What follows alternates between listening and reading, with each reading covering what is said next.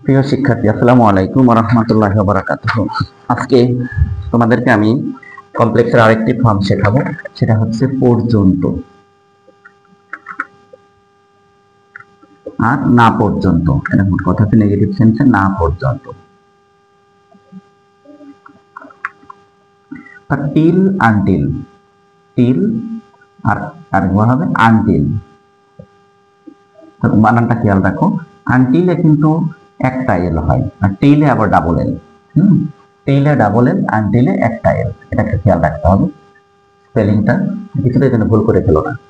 T I double L, পক্ষান্তর আনটিলে হচ্ছে একটা এল। তো এখানে গঠনটা একই রকম, এর আগের 2 দিন যেভাবে শেখাচ্ছি আমি তোমাদেরকে। টেন্স অনুযায়ী প্রথম ক্লজটা বসাবে, তারপরে টিল অথবা আনটিল বসি আরেকটা ক্লজ বসাতে হবে। টিল অথবা আনটিলের পরে ঠিক আরেকটা ক্লজ আমাদের পরিপূর্ণ একটা ক্লাস করতে হবে। সেটা আমি কয়েকটা সেন্টেন্সে গিয়ে বলি। আমি বাক্য লিখছি না, আমি শুধু বাংলা বলে তারপর তোমাদের ইংরেজিতে সেটিং দিয়ে দিচ্ছি। দেখো, সূর্যাস্ত পর্যন্ত আমি তোমার জন্য অপেক্ষা করব। আমি তোমার জন্য অপেক্ষা করব একটা নির্দিষ্ট সময় পর্যন্ত, সূর্যাস্ত পর্যন্ত। আমি তোমার জন্য অপেক্ষা করব। I will wait for you. I will wait for you. আমি তোমার জন্য অপেক্ষা করব। এবার সূর্যাস্ত পর্যন্ত, অর্থাৎ টিল। টিল, তারপর সাবজেক্ট নিয়ে আসো, দি সান সেটস। দি সান সেটস প্রেজেন্ট ইনডিফিনাইট টেন্সে করতে হবে। দি সান সেটস, এটা প্রেজেন্ট ইনডিফিনাইটের একটা সেন্টেন্স। আর এর আগে তো ফিউচার টেন্সে তুমি দিয়েছো আমি তোমার জন্য অপেক্ষা করব, আমি তোমার জন্য অপেক্ষা করতে থাকবো, এরকম দিয়ে দিই। আমি তোমার জন্য অপেক্ষা করিস, ঠিক আছে, এটা থাক, কোনো সমস্যা নেই। I will wait for you, আমি তোমার জন্য অপেক্ষা করব সূর্যাস্ত পর্যন্ত। সূর্য অস্ত যাওয়া না পর্যন্ত, আনটিল আমি বলিনি, আমি বলতে সূর্যাস্ত পর্যন্ত। যদি আমি বলতাম যে সূর্য অস্ত না যাওয়া পর্যন্ত, তখন আমি আনটিল দিতে পারতাম, আনটিল দি সানসেট। যেহেতু আমি বলছি সূর্যাস্ত পর্যন্ত, ওই পর্যন্ত, এই জন্য টিল দিয়ে প্রকাশ করা হয়েছে। পরে আরো কয়েকটা লিখলে তখন ক্লিয়ার হবে কোথায় পর্যন্ত কোথায় না পর্যন্ত আনটিল দেওয়া যায়। তোমার এইচএসসি পাস করা পর্যন্ত আমরা এই শহরে থাকব। তোমার এইচএসসি পরীক্ষায় পাস করা পর্যন্ত আমরা এই শহরে থাকবো। এখানেও আমি না বলিনি এখনো। তোমার এইচএসসি পাস করা পর্যন্ত আমরা এই শহরে বাস করতে থাকবো, এইভাবে দিয়ে যে we shall be, will be দিলেও হতো, we shall be living in this town, in this town, till you pass the examination, till you pass the HSC exam, HSC, till you pass the HSC।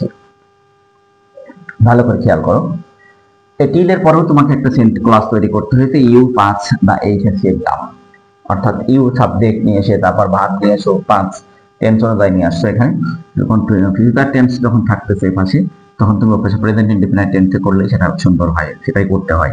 তো we shall be living in this town, আমরা এই শহরে বসবাস করতে থাকবো। কোন পর্যন্ত? তোমার এইচএসসি পাস হওয়া পর্যন্ত। আনটিল দেওয়ার দরকার, এটা টিল দাও। পরক্ষণে আমরা বলি শিশুটি তার মাকে না দেখা পর্যন্ত কান্না থামালো না। এটা একটা না কথা, আনটিলের বাক্য।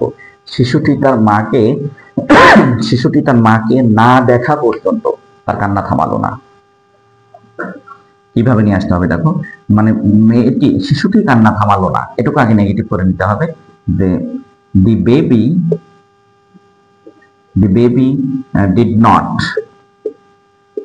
Did not stop it's crying, the baby did not stop its crying, শিশুটি তার কান্না থামালো না তার মাকে না দেখা পর্যন্ত। আনটিল, এখানে কিন্তু অবশ্যই আনটিল দিতে হবে, না দেখা পর্যন্ত দিয়ে সময়, তাহলে আনটিল ইট saw its mother, দেখো সবসময় ইট দিচ্ছি, ইট দেওয়ার কারণ হচ্ছে যে এটা শিশুটি, শিশুটি ছেলে না মেয়ে এটা আমরা বুঝতে পারছি, এজন্য আমরা উভয়লিঙ্গ হিসাবে ইট সেট করে দিলাম জেন্ডারটা। The baby did not stop its crying, শিশুটি তার কান্না থামালো না, until it saw its mother, তার মাকে না দেখা পর্যন্ত।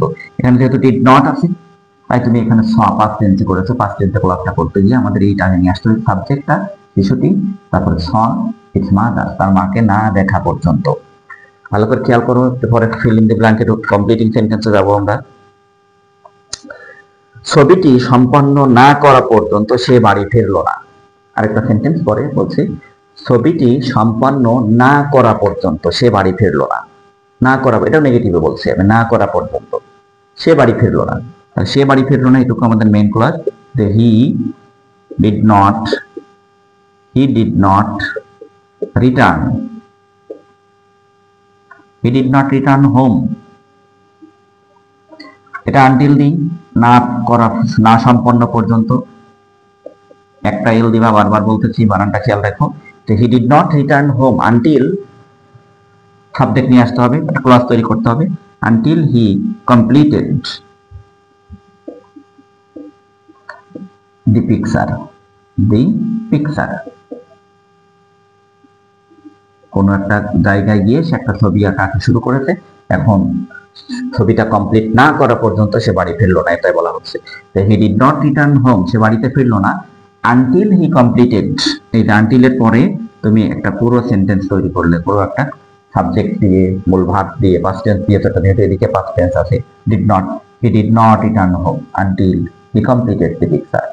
প্রথম দুটো টিল দিয়ে দিয়েছো, তার ভিতরে কোথাও না ছিল না, এখানে তোমার টিল দিয়েছো যে আমি তোমার জন্য অপেক্ষা করব সূর্যাস্ত পর্যন্ত, টিল দি সানসেটস, সূর্যাস্ত পর্যন্ত।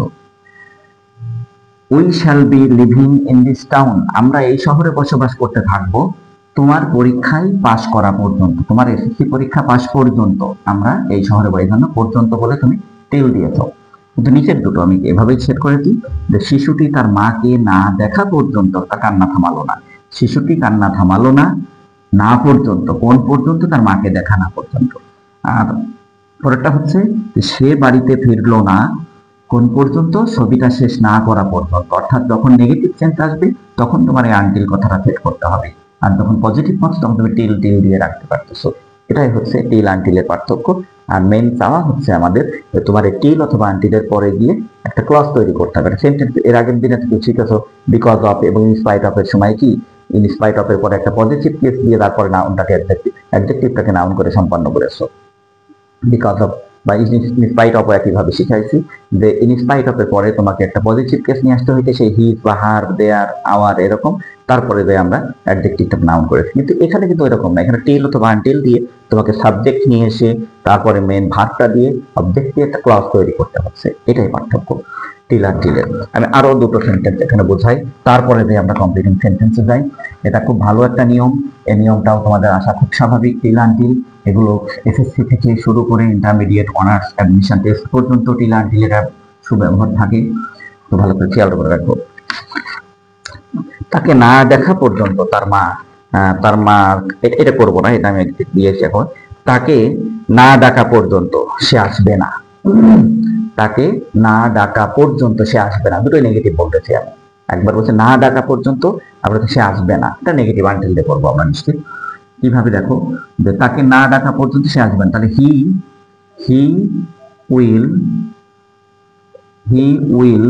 উইল নট না দিয়ে আমরা ওন্ট দিব একবারে, ওন্ট বি নেগেটিভ ফর্মটা, হি ওন্ট কাম, সে আসবে না। কি কোন পর্যন্ত, না ডাকা পর্যন্ত, তাহলে আনটিল দিয়ে করি আমরা, আনটিল উই কল হিম। এখানে একটা ফ্যাক্ট আছে টেন্সের ব্যাপারে বলি, যেহেতু এটা ফিউচার টেন্সের সাথে আমাদের এই ক্লজটা সবসময় প্রেজেন্টের টেন্সের একটা সম্পর্ক থাকে। যেমন সে আসবে না, তাকে না ডাকা, আমরা তাকে না ডাকা পর্যন্ত, এটা যতক্ষণ না আমরা তাকে ডাকবো, আনটিল উই কল হিম। এটা কল্ড দেওয়া যাবে না, কারণ এটা ফিউচার টেন্সের সাথে পরক্ষণেতে প্রেজেন্ট ইনডেফিনাইট টেন্সের একটা সম্পর্ক থাকে এরকম। আচ্ছা ছাত্ররা, এবার আমরা কমপ্লিটিং সেন্টেন্স যাবো। তো তোমরা এটা বুঝতে থাকো, টিল আনটিল দিয়ে বাক্য সেটিং করাটা। তো আমি সব মুছে দিয়ে কমপ্লিটিং সেন্টেন্সের জন্য কয়েকটা সেন্টেন্স লিখি, তারপর তোমরা সেটা পূরণ করার চেষ্টা করো। মাহে রমজান চলতেছে আমাদের, আমরা একটু কম কথা বলি এবং কম বোঝার চেষ্টা করি, যে বেশি কষ্ট না করেই আমরা সম্পন্ন করব। Completing sentence, I will wait, I will wait. আমি পরের অংশ আর দিব না, তোমরা নিজেরাই সেট করবে। We will be living in this house, we will be living in this house। তারপরে নিয়ে আসো যে the guardians wait anxiously for their daughters। এটা খুব সুন্দর একটা sentence. the guardians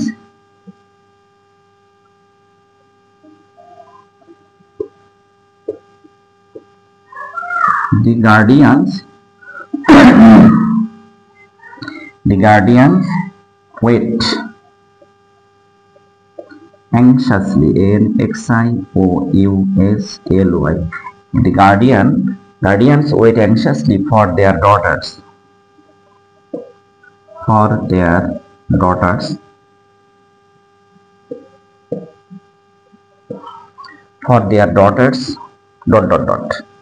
my uncle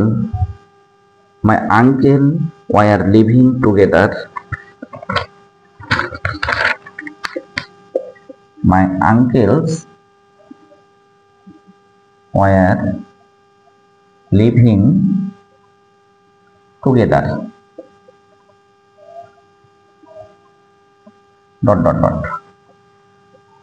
এগুলো সব ডট ডট ডট আছে, ধরে নাও আমি দিইনি, এখন দিয়ে দিচ্ছি।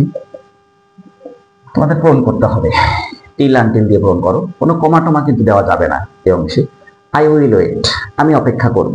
ভালো করে চিন্তা ভাবনা করে দেখো, আমি অপেক্ষা করব তুমি আসা পর্যন্ত। এভাবে তুমি সেট করো, আমি অপেক্ষা করব তুমি আসা পর্যন্ত। তাহলে আনটিল লাগলো না, টিল দিয়ে পূরণ করো, টিল ইউ কাম। এটাতে আমরা খুশি, টিল ইউ কাম। আমি অপেক্ষা করব, এটা ফিউচার টেন্সে আছে এখানে। ফিউচার টেন্সের সাথে আমি বলেছি প্রেজেন্ট টেন্সের একটা সম্পর্ক, কাম, শুধু কাম দিলে হচ্ছে। তুমি আসা পর্যন্ত আমি অপেক্ষা করব।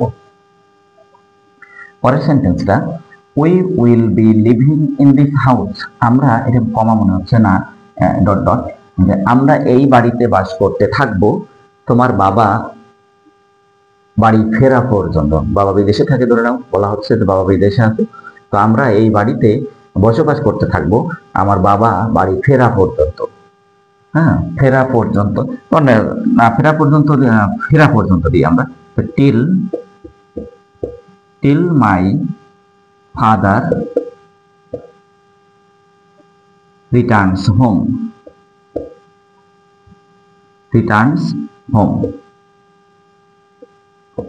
till my father returns home। আমরা এই বাড়িতে বসবাস করতে থাকবো আমার বাবা বাড়িতে ফিরে আসা পর্যন্ত। বাবা বাইরে থাকে, বাবা বাড়ি আসলে তারপর আমরা ভাষাটা চেঞ্জ করবো, এরকম একটা সেন্স প্রয়োগ করতে চাচ্ছ। till my father returns home, বাবা বাড়িতে ফিরে আসার আগ পর্যন্ত আমরা এই বাড়িতেই বসবাস করতে থাকবো। পরের sentence, the guardians wait anxiously for their daughters। the গার্ডিয়ানরা তাদের মেয়েদেরকে নিয়ে খুব অধীর আগ্রহ সহকারে অপেক্ষা করতে থাকে, যে যতক্ষণ না তারা বাড়িতে ফেরে। কোনো একটা শিক্ষা সফরে গেলে, বাইরে কোথাও গেলে, কোনো ভ্রমণে গেলে মারা বাবারা বাড়িতে খুব অ্যাংশাসলি ওয়েট করতে থাকে যে কখন মেয়ে ফিরবে বাড়িতে। আনটিল দিয়ে করে এরকম, until they return home from any tour. Until দিয়ে করো, এটা আনটিল দিয়ে করলে ভালো হবে, না ফেরা পর্যন্ত, এরকম একটা কথা। আনটিল দে বলতে মেয়েদের কথা বলা হচ্ছে, আনটিল দে রিটার্ন, কিন্তু হ্যাঁ প্রেজেন্ট টেন্স, এটা return, until they return home from any journey, from any tour,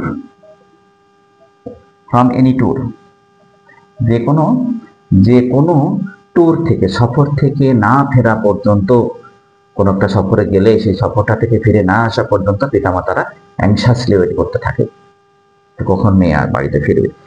my uncle's war living together, আমার মামারা আমার চাচারা একসাথে ছিল। আমার চাচারা সবাই একসাথে বসবাস করতেছিল। এটা পাস্ট টেন্স আছে, খেয়াল করতে হবে। তাহলে তুমি টিল টিল দিয়ে করতে পারি এটা। আমার দাদা দাদার মৃত্যু পর্যন্ত এই দাদা মারা গেল, অমনিতেই তারা তোমার আলাদা আলাদা ভাগ হয়ে গেল। Till my father, till my grandfather, till my grandfather died. এটা পাস্ট টেন্সে দিতে বাধ্য আমরা, কারণ প্রথমটাই দেখো পাস্ট টেন্সে আসে। ওয়ার লিভিং, মাই আঙ্কেলস ওয়ার লিভিং টুগেদার, আমার চাচারা একসাথেই বসবাস করতেছিল। টিল পর্যন্ত, মাই গ্র্যান্ডফাদার ডাইড, আমার দাদার মৃত্যু পর্যন্ত, অর্থাৎ দাদা ততদিন বেঁচে ছিলেন, ততদিন একসাথে ছিল। যেই না দাদা চোখ বুঝেছে, অমনিতেই চাচারা সব ভাগাভাগি হয়ে গেছে। সেরকম একটা সেন্স প্রয়োগ করেছে এখানে। যাই হোক, টিল আর টিলের পরে এইভাবে করে একটা সাবজেক্ট নিয়েছে, ক্লজ তৈরি করতে হবে। টিল ইউ কাম, এই ইউটা সাবজেক্ট। টিল মাই ফাদার, এই মাই ফাদার সাবজেক্ট। এখানে রয়েছে টিল দে, অর্থাৎ মেয়েরা বাইরে। এখানে রয়েছে টিল মাই গ্র্যান্ডফাদার ডাইড, অর্থাৎ অবশ্যই টিল আর টিলের পরে একটা সাবজেক্ট নিয়ে এসে তারপরে টেন্স অনুযায়ী পরের ক্লজটা সম্পাদন করে একটা ক্লজ তৈরি করে টিল দিয়ে কমপ্লিটিং সেন্টেন্স কমপ্লিট করতে হবে। তো এটা তোমরা শিখলে, মনে রাখো এটা আশা খুব স্বাভাবিক। তো আমি একে একে তোমাদের জন্য অনেকগুলো নিয়ম শিখিয়ে ফেলেছি, প্রায় 50টার কাছাকাছি হয়ে গেছে। আমি এরপর থেকে তোমাদের অন্যান্য গ্রামার নিয়ে যাবো, আরো দু একটা এরকম নিয়ম শেখানো যায় কিনা আমি গবেষণায় আছি। তো তোমরা সেই ক্লাসগুলো ফলো করার চেষ্টা করো, তোমরা অনেক কিছু শিখতে পারবে, জানতে পারবে। খোদা হাফেজ, আজকের মতো এখানে। আসসালামু আলাইকুম।